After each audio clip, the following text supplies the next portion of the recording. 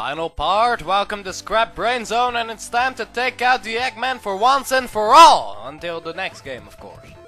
Donkey Kong Country, take note, because this is a final level, and for a platformer that means platforming hell. 10 seconds in and platforms are already spinning, dropping and disappearing everywhere. Now I complained in the past few zones that some zones are really not all that fast. You can't go fast, can't go speedy. I'm just repeating the same line over and over again in a different way. But this is the one zone where I really don't care. There's a reason you're slowing down, there's a reason you're stopping, and that's because everything here wants to kill you. This zone wants you dead. Dead as dirt. You will get hit, and you will probably die.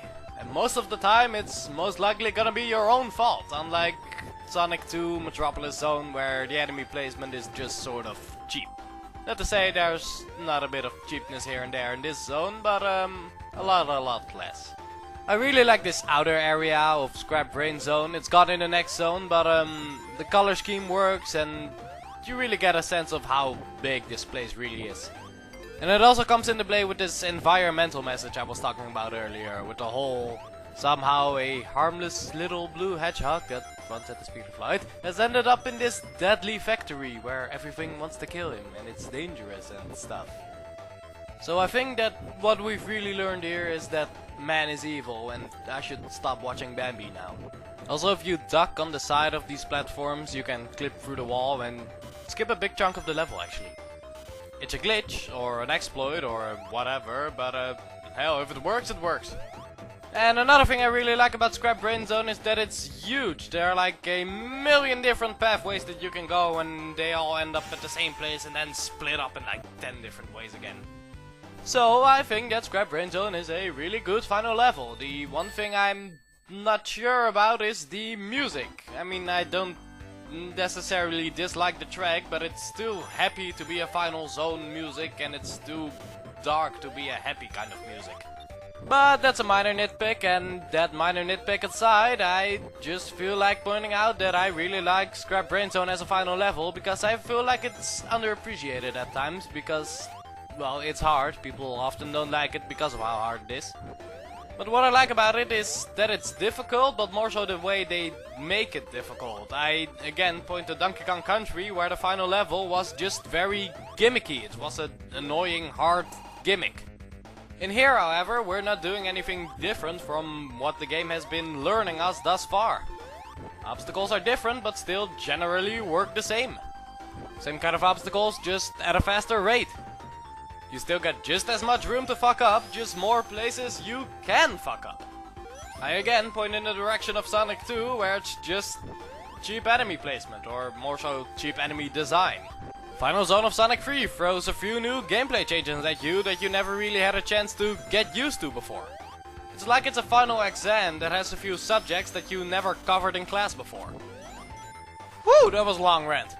Let's compensate by one more bit of trivia. Scrap Brain Zone was originally called Clockwork Zone, but I couldn't get the W to work. It would just show up as Clockwork Zone, which is not a thing.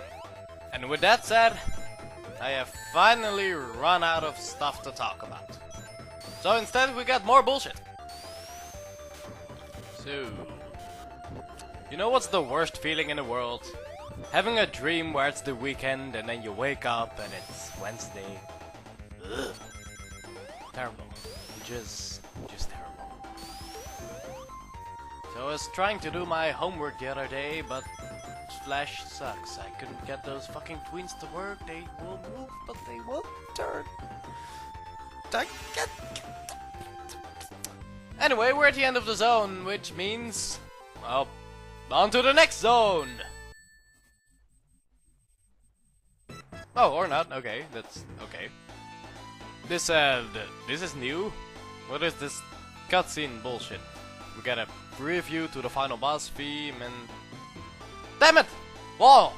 My greatest enemy! Ugh. Well then, welcome to Labyrinth Zone Act 4! Yes, the designers knew how much everyone hated Labyrinth Zone. That's why they made it the 4th zone instead of the 2nd one. But instead they also made it gray and the final zone of the final zone. With the exception of the final zone. First of all, we pressed the switch and then ran ahead of the escalator thing, so we skipped about 1/3 of the zone already. Or 1/3 of the act, I should say. I keep getting that wrong, and we get more underwater fire if this is water in the first place. I mean, it's some kind of liquid, but it's purple. It's Ecto-Cooler. No, Ecto-Cooler is green. It's what soda is purple? Ah, fuck it. It's the blood of Smurfs. Well, luckily this is a very, very short zone if you know what you're doing, and if you can dodge everything the zone has to throw at you. And it is a lot, and we're already done. I do like this set of springs here.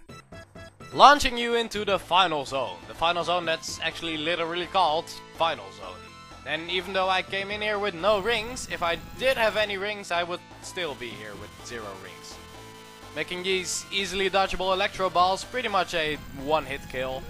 Other than that, it does nothing really, because this boss is a crusher boss, which will always be a one-hit kill regardless of how many rings you have. The way this boss works, there are 4 crushers, 2 in the ground, 2 in the ceiling.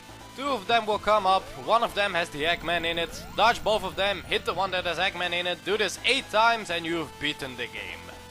Now listen to this awesome final boss theme.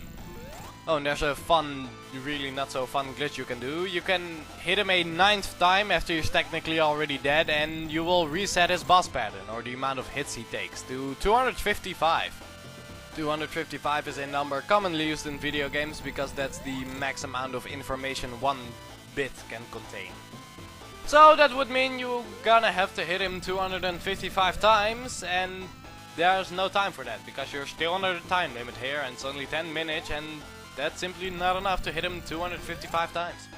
And I don't care how much of a speedrunner you are, the boss simply doesn't move fast enough in order for you to do that. But now he is finally defeated and we have ended this game. If you so choose to, you can try to hit him one more time over here.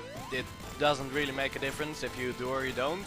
We kinda need him for the sequels as well, but now we run home to Green Hill Zone and we will also see the result of collecting all 6 Chaos Emeralds, which is really underwhelming. They start spinning and flowers appear.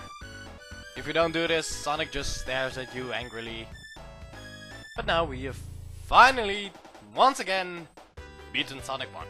We have this end credit medley here, which combines all the songs into one song with this one pretty nifty beginning. I wish that beginning was longer and its own original song, but no, it's not. But yeah, time to wrap up.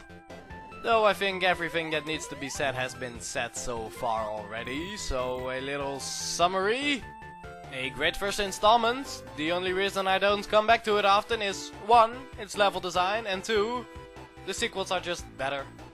For when I will be let's playing these sequels, well, most people would do Sonic 2 next because it's the game that came out next. But instead I will be doing Sonic CD instead because a number of reasons. Reasons I will explain in both Sonic 2 and Sonic CD, and maybe a bit in Sonic 3. But before I get anywhere close to Sonic CD, I still have a number of games recorded, starting with Mega Man 1. After that it's on to Metroid 1, Super Mario Bros. 1, except the All-Stars version, and then it's the marathon of Pokemon Fire Red. But for now, that was Sonic the Hedgehog 1, the first installment of a franchise that has a quality chart of a roller coaster. I leave you with the rest of this credit sequence and have a great night.